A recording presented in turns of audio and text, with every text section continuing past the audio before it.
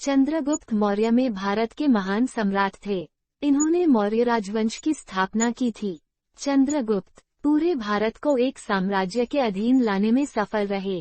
चंद्रगुप्त मौर्य के राज्यारोहण की तिथि साधारणतया 321 ईसा पूर्व निर्धारित की जाती है।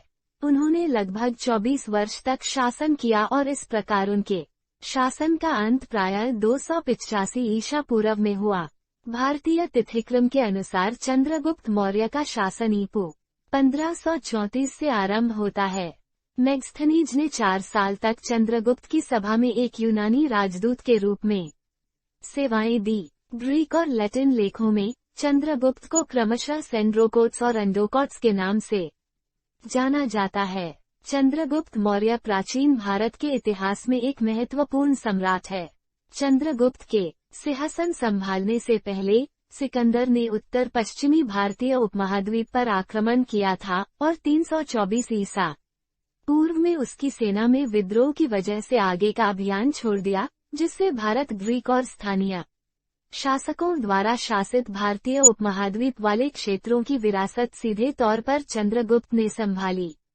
चंद्रगुप्त ने अपने गुरु चाणक्य, जिसे कौटिल्य और विष्णु गुप्त के नाम से भी जाना जाता है, जो चंद्रगुप्त के प्रधानमंत्री भी थे, के साथ एक नया साम्राज्य बनाया, राज्य चक्र के सिद्धांतों को लागू किया, एक बड़ी सेना का निर्माण किया और अपने साम्राज्य की सीमाओं का विस्तार करना जारी रखा।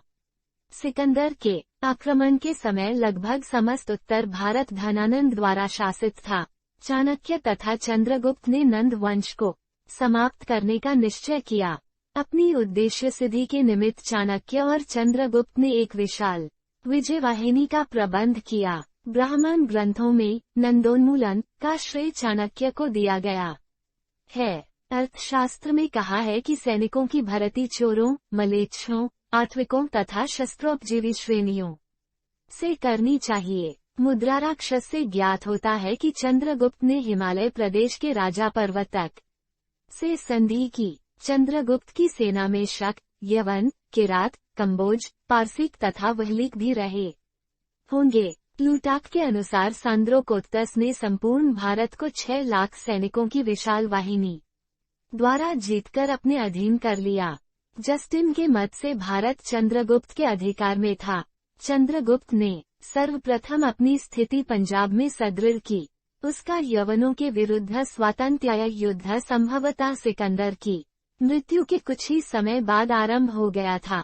जस्टिन के अनुसार सिकंदर की मृत्यु के उपरांत भारत ने सांद्रोकोत्तस के नेतृत्व में दास्ता के बंधन को तोड़ फेंका तथा यवन राज्यपालों को मार डाला।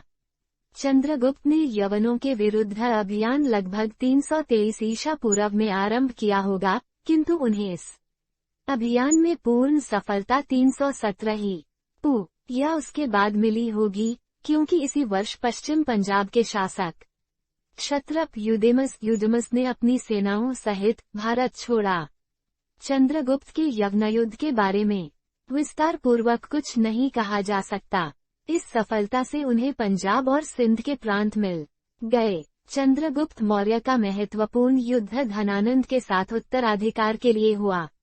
जस्टिन एवं प्लूटार्क के वृत्तों में स्पष्ट है कि सिकंदर के भारत अभियान के समय चंद्रगुप्त ने उसे नंदों के विरुद्ध युद्ध के लिए भड़काया था, किंतु किशोर चंद्रगुप्त के व्यवहार ने यवन विजेता को क्रुद्ध कर दिया। भारतीय साहित्यिक परंपराओं से लगता है कि चंद्रगुप्त और चाणक्य के प्रति भी नंदराजा अत्यंत असहिष्णु रह चुके थे। महावंश टीका के एक उल्लेख से लगता है कि चंद्रगुप्त ने आरंभ में नंद साम्राज्य के मध्य भाग पर आक्रमण किया, किंतु उन्हें शीघ्र ही अपनी त्रुटि का पता चल गया और नए आक्रमण सीमांत प्रदेशों से आरंभ हुए। अंततः उन्होंने पाटलिपुत्र घेर लिया और धनानंद को मार डाला।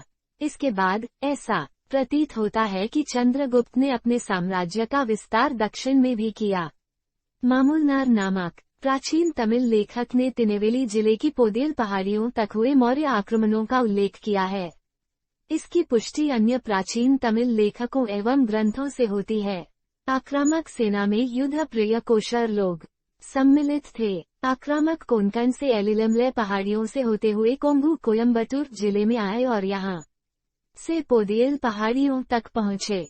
दुर्भाग्यवश उपर्युक्त उल्लेखों में इस मौर्य वाहिनी के नायक का नाम प्राप्त नहीं होता, किंतु वंब मौर्य से प्रथम मौर्य सम्राट चंद्रगुप्त का ही अनुमान अधिक संगत लगता है। मैसूर से उपलब्ध कुछ अभिलेखों से चंद्रगुप्त द्वारा शिकारपुर तालुक के अंतर्गत नागरखंड की रक्षा करने का उल्लेख मिलता है।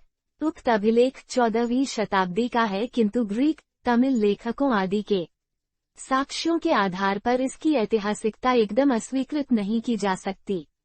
चंद्रगुप्त ने सौराष्ट्र की विजय भी की थी। महाक्षत्र रुद्रदामन के जूनागढ़ अभिलेख से प्रमाणित है कि वैश्य पुष्यगुप्त यहाँ के राज्यपाल थे। चंद्रगुप्त का अंतिम युद्ध सिकंदर के पूर्व सेनापति तथा उनके समकालीन सीरिया के ग्रीक सम्राट सेल्यूकस के साथ हुआ। ग्रीक इतिहासकार जस्टिन के उल्लेखों से प्रमाणित होता है कि सिकंदर की मृत्यु के बाद सेल्यूकस को उसके स्वामी के सुविस्तृत साम्राज्य का पूर्वी भाग उत्तराधिकार में प्राप्त हुआ। सेल्यूकस सिकंदर की भारतीय विजय पूरी करने के लिए आगे बढ़ा, किंतु भारत की राजनीतिक स्थिति अब तक परिवर्तित हो चुकी थी। लगभग सारा क्षेत्र एक शक्तिशाली शासक के नेतृत्व में था। सेल्यूकस 305 ईसा पूर्व के लगभग सिंधु के किनारे आ उपस्थित हुआ। ग्रीक लेखक इस युद्ध का ब्यौरेवार वर्णन नहीं करते, किंतु ऐसा प्रतीत होता है कि चंद्रगुप्त की शक्ति के सम्मुख सेल्यूकस को झुकना पड़ा।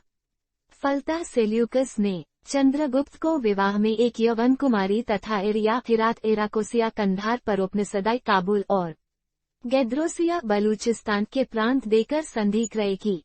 इसके बदले चंद्रगुप्त ने सेल्यूकस को 500 हाथी भेज किए। उपरिलिखित प्रांतों का चंद्रगुप्त मौर्य एवं उसके उत्तराधिकारियों के शासनांतर्गत होना कंधार से प्राप्त अशोक के द्विभाषी लेख से सिद्ध हो गया है।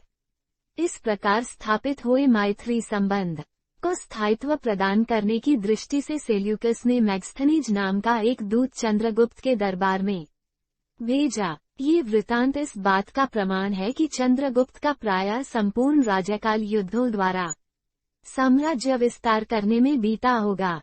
श्रवणबेलगोला से मिले शिलालेखों के अनुसार चंद्रगुप्त अपने अंतिम दिनों में पितृमतानुसार जैन मुनि हो गए। चंद्रगुप्त अंतिम मुकुटधारी मुनि हुए, उनके बाद और कोई मुकुटधारी शासक दिगंबर मुनि नहीं हुए, अतः चंद्रगुप्त का जैन धर्म में महत्वपूर्ण स्थान है। स्वामी भद्रबाहु के साथ श्रवणबेलगोल चले गए, वहीं उन्होंने उपवास द्वारा शरीर त्याग किया। श्रवणबेलगोल में जिस पहाड़ी पर वे रहते थे उसका नाम चंद्रगिरी है और वही उनका बनवाया हुआ चंद्रगुप्त बस्ती नामक मंदिर भी है। चंद्रगुप्त मौर्य और सेल्यूकस एक सजाइत निकेटा एलेक्जेंडर सिकंदर के सबसे योग्य सेनापतियों में से एक था, जो उसकी मृत्यु के बाद भारत के विजित क्षेत्रों पर उसका उत्तराधिकारी बना। वह सिकंदर द्वारा जीता हुआ भूभाग प्राप्त करने के लिए उत्सुक था। इस उद्देश्य से 305 ईसा पूर्व उसने भारत पर पुनः चढ़ाई की।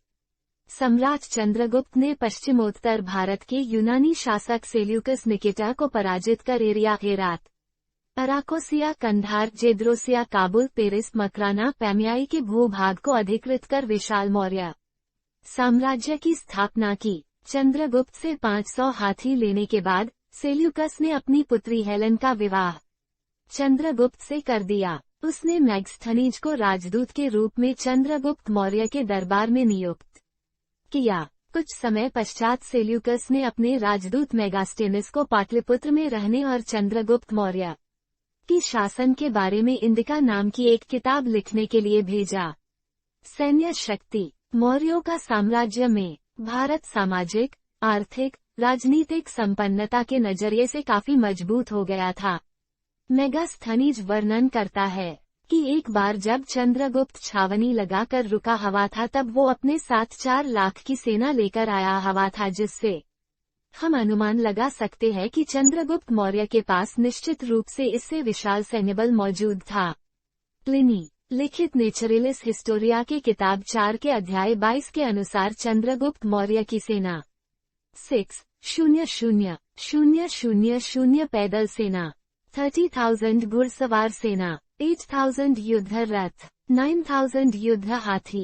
चंद्रगुप्त मौर्य की सेना के सैनिकों की कुल संख्या 6,90,000 थी। ये विशाल सेना दल उस वक्त मौजूद किसी भी राजा के तुलना में सबसे अधिक थी। साम्राज्य पाटलिपुत्र आधुनिक पटना चंद्रगुप्त की राजधानी थी, जिसके विषय में यूनानी राजदूत मैग्स्थनीज ने विस्तृत विवरण दिए हैं। नगर के प्रशासनिक वृत्तांतों से हमें उस युग के सामाजिक एवं आर्थिक परिस्थितियों को समझने में अच्छी सहायता मिलती है। मौर्य शासन प्रबंध की प्रशंसा आधुनिक राजनीतिज्ञों ने भी की है, जिसका आधार कौटिल्य अर्थशास्त्र एवं उसमें स्थापित की गई राज्य विषयक मान्यताएं हैं। चंद्रगुप्त के समय में शासन व्यवस्था के सूत्र अत्यंत सुदृढ़ थे। मौर्य का वंश चंद्रगुप्त मौर्य पुराणों और धर्म साहित्य ग्रंथों के अनुसार क्षत्रिय हैं और पिप्पलिवन के राजा चंद्रवर्धन मौर्य के पुत्र हैं। गुप्त वंशकालीन मुद्रा राक्षस नामक संस्कृत नाटक चंद्रगुप्त को वरिष्ठ कहता है। वरिष्ठ का अर्थ सर्वश्रेष्ठ राजा होता है।